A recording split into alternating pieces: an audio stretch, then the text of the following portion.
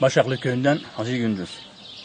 Bir köy vatandaşı olarak burada hem su sorunumuz hem de kanıtım sorunumuz olarak vardır.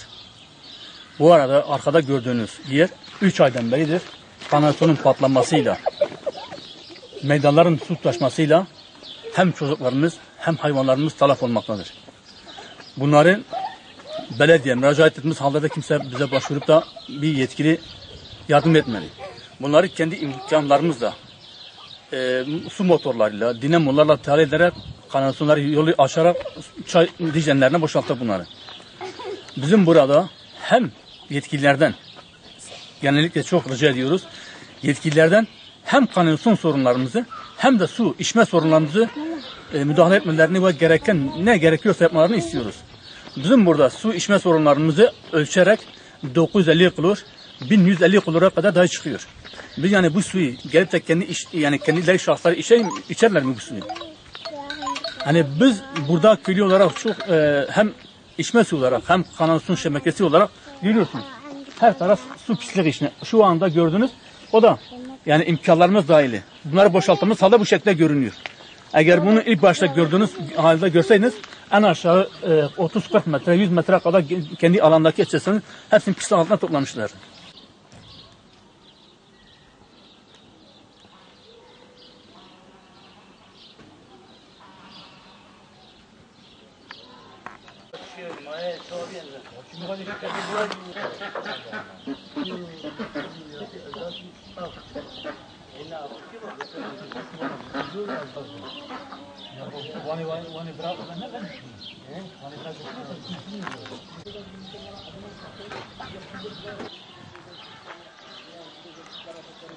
Başaklı köyünden Musa Çevik bir vatandaş, Fil vatandaşıyım.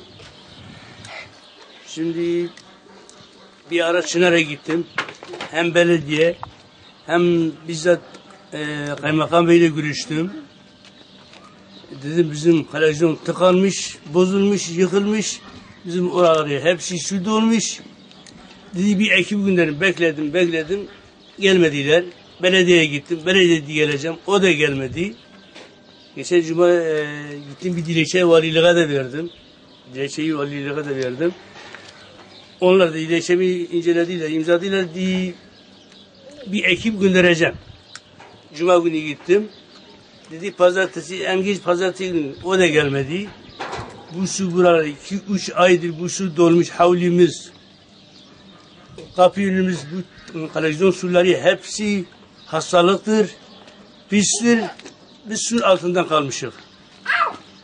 İşte bir ekip göndersin, yeniden bir kalsın, kanalizasyon koysun, ne yapıyorsa yapsın, bizi bu halden kurtarsın. Bizim havli de dolmuş, havlimiz de doldu, hepsi dinamola, havliden çıkardı suyu, şimdi kanalizasyon bizim gelen havliye onu tıkanmışım, dedim havliye gelmesin su. Sadece yok yani, doldu yani 2-3 aydır bu pis suyun altında kalıyoruz.